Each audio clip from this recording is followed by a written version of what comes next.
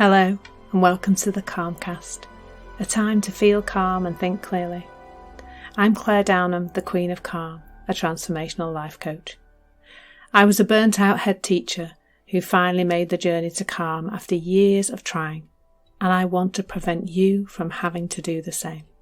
The Calmcast is a series of short explorations, gently guiding you back to your natural state, which is calm and clarity.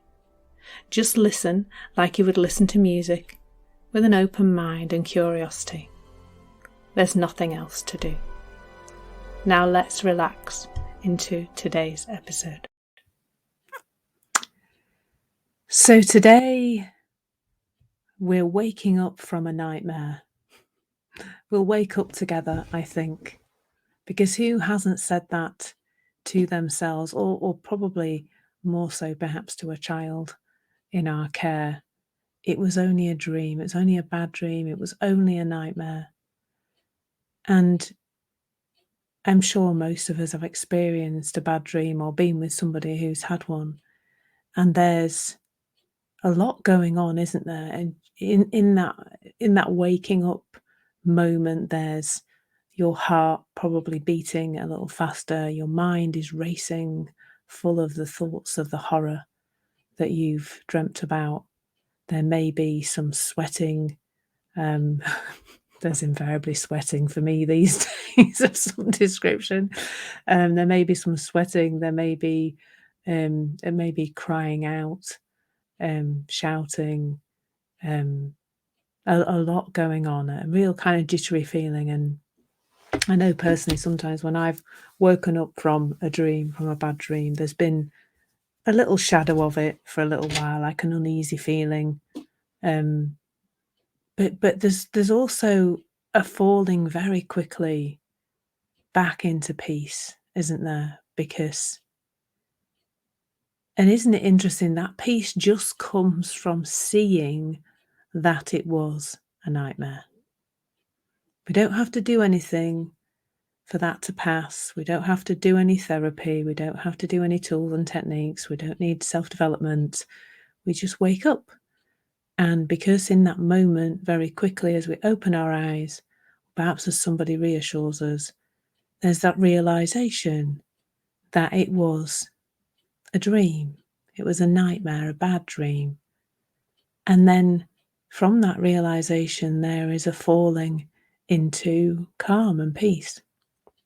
That is almost instantaneous. It doesn't take anything for us to do. We don't have to do a meditation to get over it. We don't have to say some affirmations. We don't have to do anything, do we? It just stops. And when we think about that in terms of what our thinking is at night, so that's the first thing to know, is that, a nightmare is just thought gone amok in your head. And I'm not sure why we see it so differently to the thinking during the day. I suspect it's because our eyes are open during the day. That's the first thing. So we're conscious, where we have some awareness, we're picking up things from our environment, where our senses are up and running, aren't they? Whereas when we're asleep, that's not really part of our experience.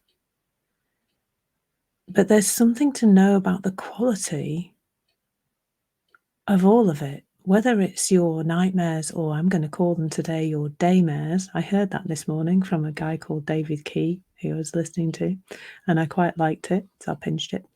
But I don't think he's the first person to say it. But when we are experiencing our daymares, part of the reason why they look so real and vivid and alive is that we believe them. Like, really, that is the only thing that's different between our experience of what we think at night and what we think during the day, is that we've attributed a different quality to our daytime thinking and our daytime feelings than we have to our nighttime ones. So Really simply, when you have a nightmare and you wake up and your heart is pounding and you're sweating, you know, don't you, that that's just the thinking that you had, the scary story you'd created. And as soon as you wake up, because you step out of the scary story, you feel okay. The same is happening all day, every day to all of us. Human beings think and feel their thinking in the moment. It's just that during the day, there's all sorts of other things distracting us and making us think like they're responsible for our feelings because there's a confusion there. But it is only that confusion that's creating our experience. It's the confusion, not anything else. Because it's the same process. At night, when you have a bad dream, you are feeling the thoughts that create that bad dream. In the day, the same process is at play.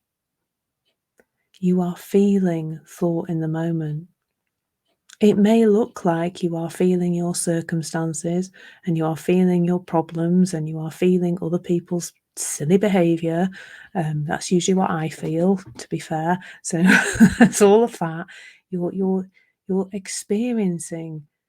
It looks like you're experiencing those things, that they're neat. But why would it be any different during the day?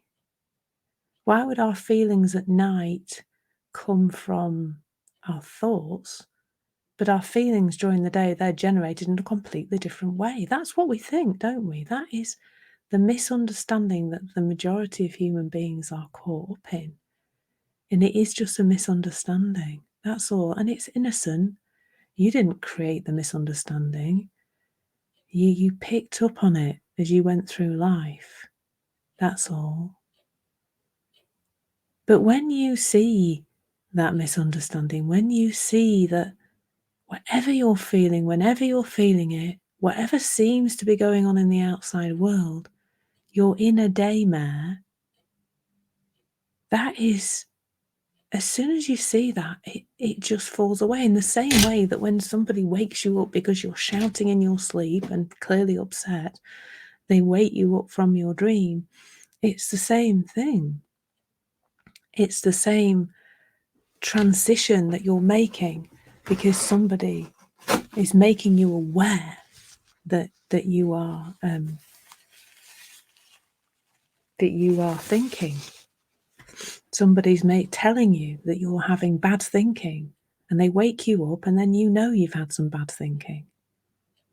Well, I'm here to tell you that all day, every day, if you have got a bad feeling, an uncomfortable feeling, a feeling you would rather not have, an emotion that doesn't feel peaceful or calm, any feeling that's just not a nice feeling, then that's telling you you're in a daymare.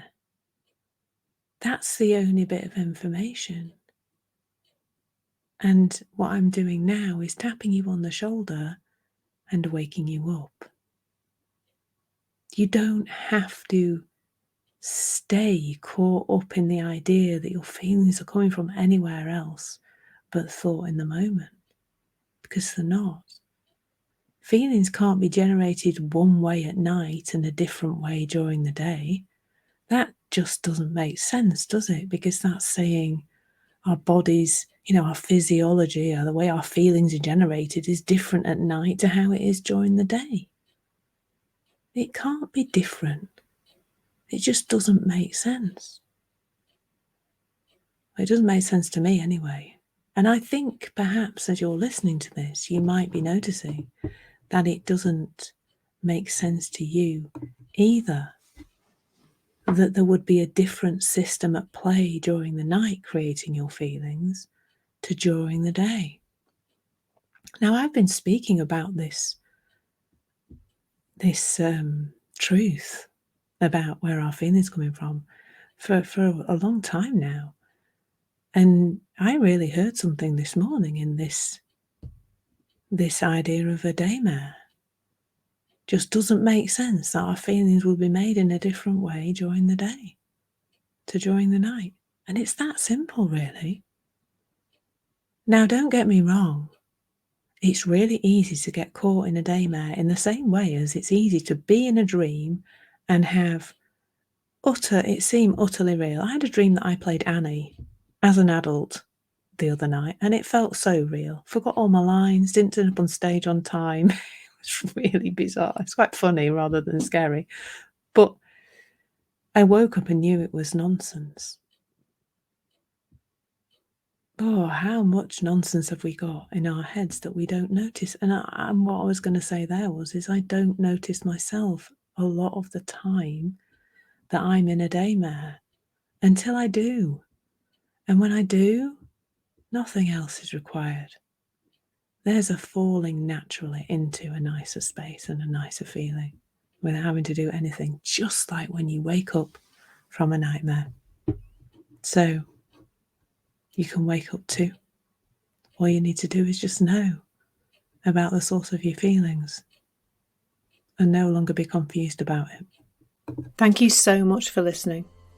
There's nothing to do now but bring some awareness to how this is working out in your life. Listen regularly to experience longer and longer periods of calm. This has been the Calmcast with Claire Downham, Queen of Calm. Take care and keep listening.